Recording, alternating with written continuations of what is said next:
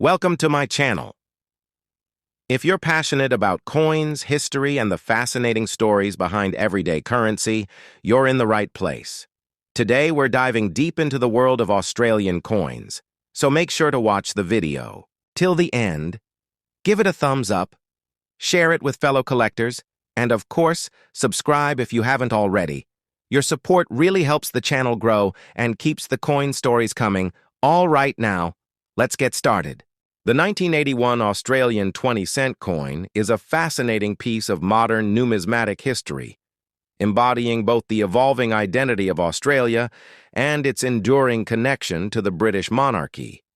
Issued during the reign of Queen Elizabeth II, this coin is a product of a dynamic period in the nation's economic, political, and cultural evolution. Although at first glance it may seem like just another circulating coin, the 1981 20-cent piece carries with it a rich background, notable design, choices, production variances, and interesting facts that make it a valuable subject for both casual collectors and serious numismatists. To begin with, the Australian 20-cent coin was first introduced into circulation in 1966, coinciding with the nation's historic switch from the old pounds, shillings, and pence system to a decimalized currency.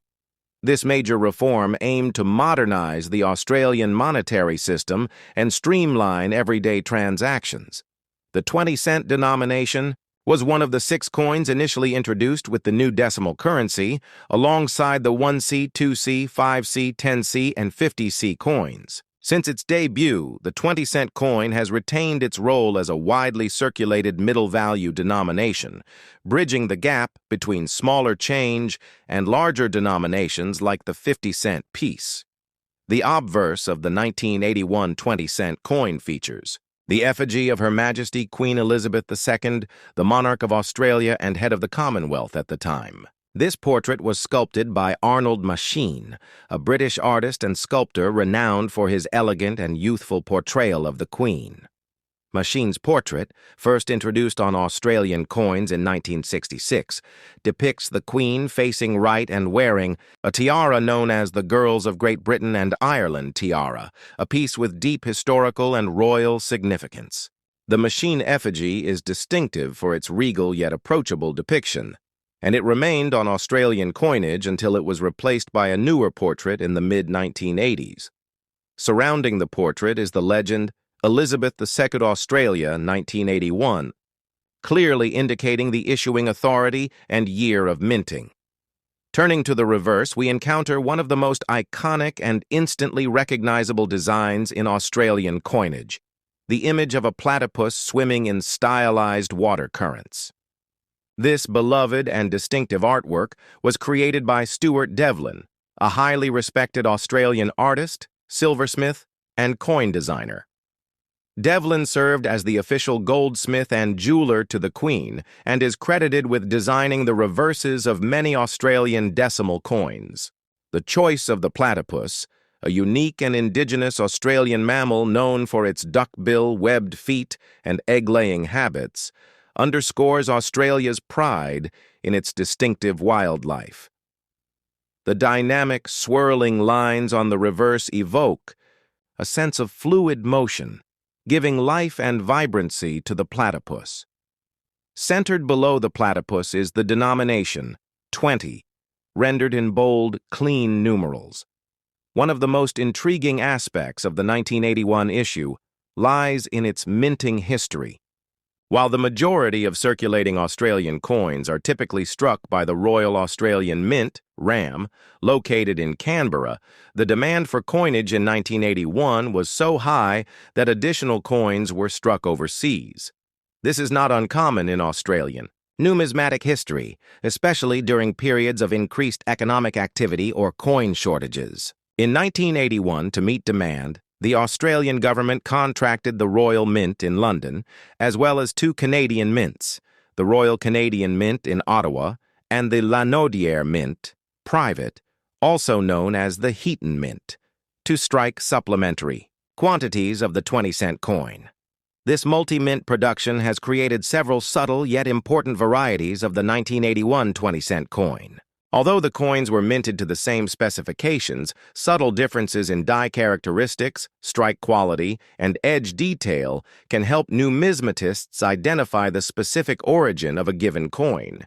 For instance, some Canadian minted 20-cent coins from 1981 are noted for having sharper details, more prominent rim beads, and sometimes a more pronounced gap between the Queen's portrait and the rim. These differences, while minute, are of great interest to collectors specializing in die varieties or mint mark identification, even though these coins typically bear no mint mark.